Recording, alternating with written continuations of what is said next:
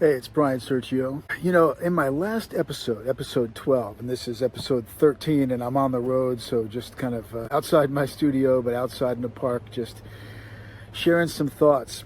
Since my last episode, something I said actually has been bothering me, haunting me. I wonder if some of you have picked up on it also. I talked about the certainty that's at the heart of Jewish Kabbalah, that everything that happens, including the really devastating, difficult things that challenge us and take us to the core of ourselves, that everything that happens is somehow unfolding within the purview, as I put it, or within this larger perspective that God is holding, and that it's all somehow working together for good, as the book of Romans 8:28, one of my favorite verses, says. And I said, that doesn't mean that everything is good, but that somehow everything is working toward good, and that having certainty that that's the case, believing that, especially when it doesn't feel that way, and especially when the worst seems to be happening, and I won't even say seems to be.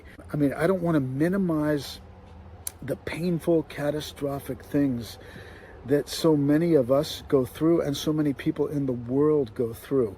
So how can that be true? I mean, what's bothering me is that it seems trite and cheap, and like it doesn't do justice to how horrific reality is for so many people.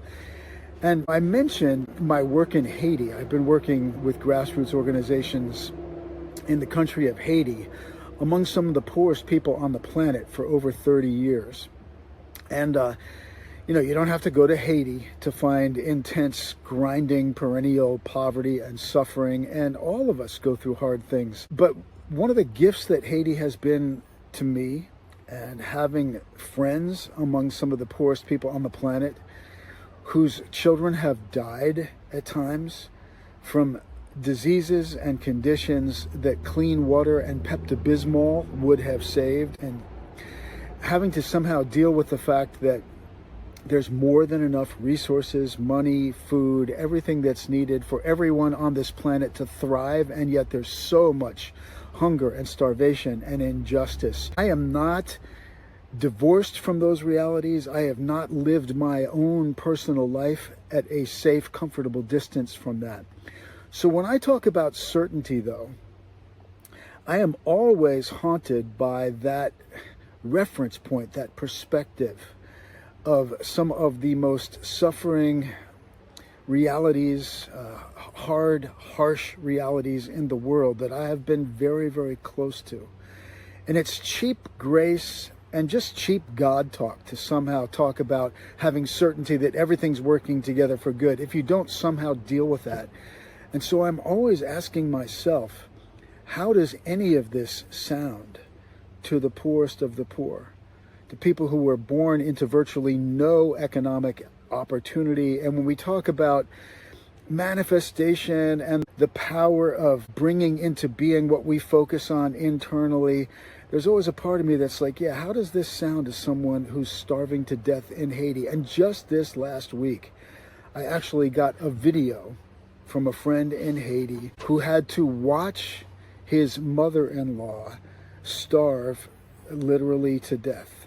And in his desperation, in his anger at the world, he took a video inside his little hut as his mother-in-law was breathing her last, and the children and the family were wailing with grief. And man, it was just visceral, and he sent it to me, and part of me felt like, okay, that's manipulative. Why are you sending me this? It's not like I don't care. It's not like I don't know about this. But man, if I were in that position, and I knew there were people in the world who could write a check that they wouldn't even feel and put food on starving people's tables, I mean, how do you live with that? All right, so unless I acknowledge all of that, all of it, and Gaza, and just all of the pain in the world, claiming to have absolute certainty in the goodness of God feels cheap and cruel.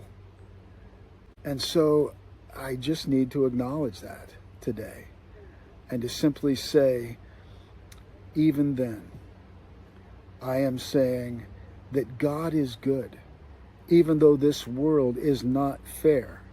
And it's cheap God talk if a belief in the certainty of the goodness of God somehow disincentivizes us to do everything we can to do justice and to show compassion and to change systems and human realities that are completely unnecessary. I mean, that's my heartbreak. There is no good reason why we humans can't choose more love and more compassion and more kindness and more justice and choose to provide and create opportunities for people. There's no good reason why we humans can't rise to that. And here's, though, where certainty means everything to me.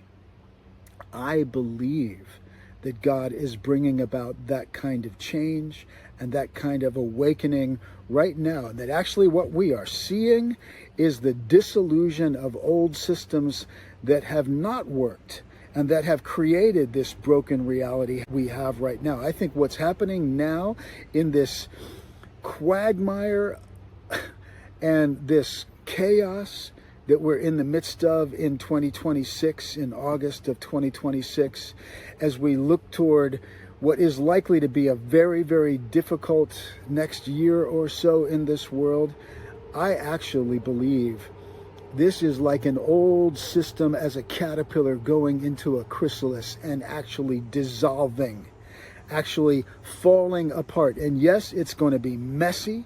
It's going to be painful. No illusions about that. But I believe that some sort of beautiful butterfly is going to emerge on the other side of this.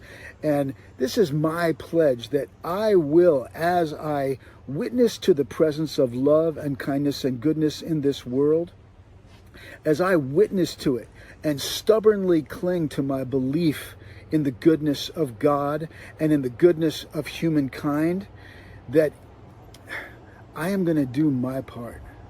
And I'm going to challenge others and invite others, and I'm going to focus on love and kindness and joy. I'm going to write beautiful songs that will proclaim the goodness of God and remind us all of the call to do justice.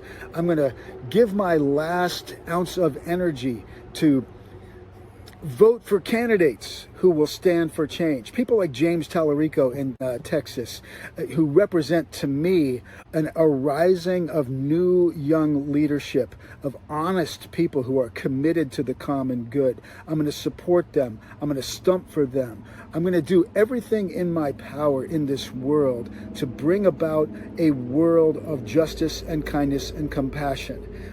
That's what believing in the certainty of the goodness of God is all about for me. It is my own pledge and my own motivation and my own awareness of the Spirit of God inside me, calling me and saying, use all your gifts, all your energy, every access to every platform you have.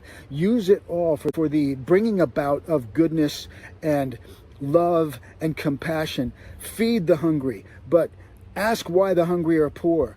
Do justice. Bring compassion. Create opportunity. Create educational opportunities for people who have had none. Work for the betterment of every system and structure we possibly can, with no illusions of it's going to be easy approaches to anything. But I'm going to do my part, damn it. So I needed to say that. And I need to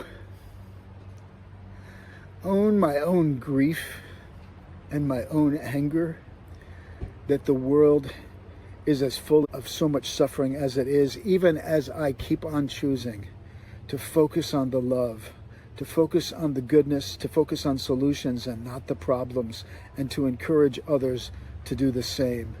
So that's what certainty means to me.